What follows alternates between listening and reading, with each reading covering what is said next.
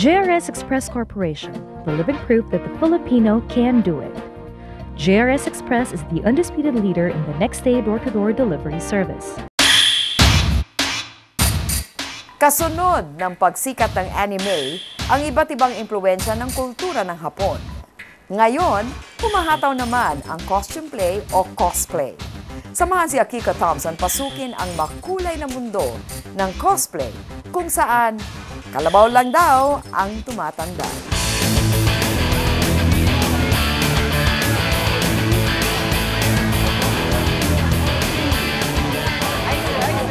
I'm cosplaying as Kaito from a mascot of a Vocaloid program. Ang character ko po ay si Dark Magician Girl ng Yu-Gi-Oh!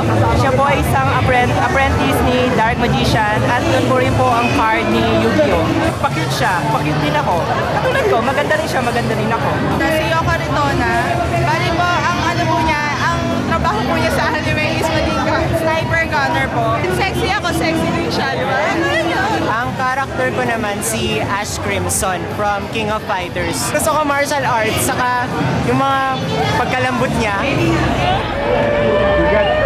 Hindi pala simpleng costume party ito.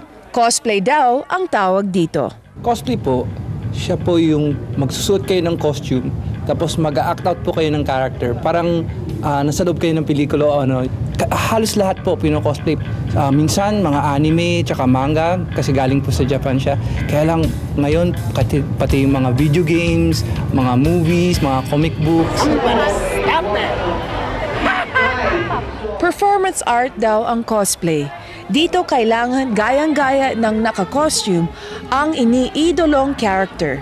Mula sa pinaka-obvious hanggang sa pinakamaliit na detalye ng itsura at pananamit, pati na rin ang pagsasalita at paggalaw. You're too much. I only did what a daughter would do. Lily Rochefort from Tekken 5 Dark Resurrection. It's a game. I knew her by playing PSP. Her most famous move is the Femme Fatale and the Kiss of Devotion. Suot ang makukulay at kakaibang costumes sa isang cosplay convention, nagkakakilala ang iba't ibang mga cosplayers. At sa catwalk, ipinapakita nila ang pagiging malikhain sa paggawa ng costume at galing sa paggaya at pag-arte. Tayo parang medyo showbiz tayo, mas bongga tayo. So, nandoon po lumalabas na yung mga performance ability natin. Magaling po tayo magpakita ng kilas sa stage. So, yun po, na-project po yun sa cosplay. Ito yung event na pwede kang maging yung character na gusto mo. Na hindi ka tatawanan, hindi ka lalaitin, hindi ka lolokohin.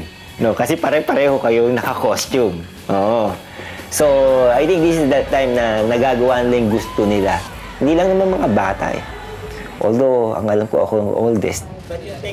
41 na si Guy. 8 taon siya naging teacher. Nang mag-resign kamakailan, ibinuhos muna ni Guy ang kanyang oras sa pagko-cosplay. Actually, meron na nagsabi sa akin, hindi ka ba masyadong matanda na para sa ganyan? I think, ang hobby, walang pinipili siyang age. Any hobby, as long as gusto mo siya, as long as masaya ka, as long as maraming tao ang napapaligaya nung ginagawa mo, sige lang, wala. Okay lang sa akin, tawagin kang weird. I think, kahit wala naman akong costume, weird pa rin ako eh. So, okay lang sa akin yun. Sa pagko-cosplay daw, nababalikan ni Guy ang mga bagay na hindi niya nagawa noong bata pa siya. Hindi kami kakagad nakakabili ng laruan noon, during that time. So, talagang force kami to make our own, mag-create ng mga sariling laruan. Noon, pag bata ka, ginagaya mo. Ngayon, the same pa rin. The same pa rin. Yun nga lang, medyo advanced yung materials na ginagamit mo. Hindi tulad ng bata ka pa, tuwalya para ka pa. Ngayon, hindi na. Kasali yan kasi masarap kalunin. Kahit recycled materials ang madalas gamitin, isang komplikadong robot costume ang palaging panlaban ni Guy sa mga cosplay competition na kaniyang sinasalihan. Ako kasi noon mahilig na ako sa robot eh. So, kami noon, kahit yung box ng posporo lalagyan namin ng mga mukha yan, lagyan ng spring, parang arms niya. Ang kagandahan kasi sa mga robots, you can create. Pwede mo siyang iba-ibahin, pwede mo siyang pagpalit-palitin. Anything pwede mo ilagay sa robot. Any kind of weapon, any kind of power. Lahat, walang imposible sa robot eh.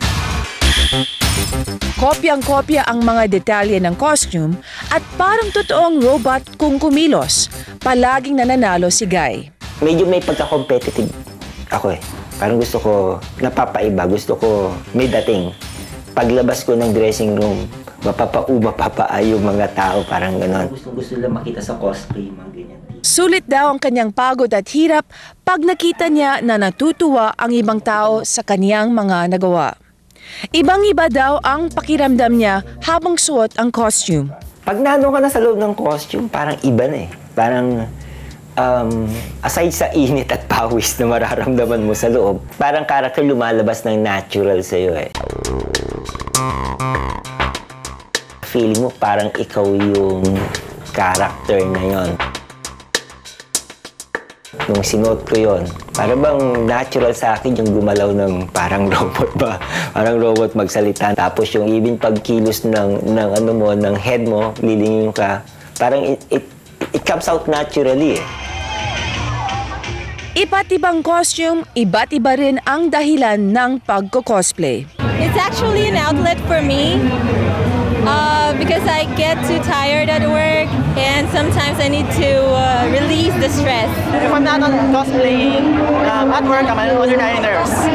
Yung character ko po ay si Captain Shunshui Kyurakyo from Bleach. Actually po, opposite po yung characteristics namin kasi mas shy po, talagang shy po ako. Tapos kaya ako po ito pinili kasi para, since yung ugali niya medyo flirty, outgoing, para gusto pong ma-overcome yung shyness ko, kaya ako po ito ginawa. Yung true hair ko, blonde po ako. So kahit na lumalabas po ako, nasanay na rin po ako tinititigan ng tao. Tapos makulit lang po talaga ako sa school. Tapos yun, matalino rin naman ako. Ay, matalino honor ako! First year college pa lang ako, pero yun nga, ako, loner ako minsan, tas dito lang nagkaka-chance na makipag-socialize. Alam mo talaga, pag mga cosplayers, mga loner talaga. Pero pagdating dito sa convention na to, makakapala talaga ng mukha. Oo, baka pala po, tingnan niyo ang kapal. Pero rumampa man, suot-suot ang isang mukhang para sa karamihan ay naiiba, sa cosplay daw sila nakakahanap ng mga kalarong sa kanila'y hindi maghuhusga. Maraming salamat sa inyong walang sawang pagtangkilik sa aming programa. Hanggang sa susunod na Miyerkules, ako po si Cheche Lazaro. Magandang gabi po sa inyong lahat.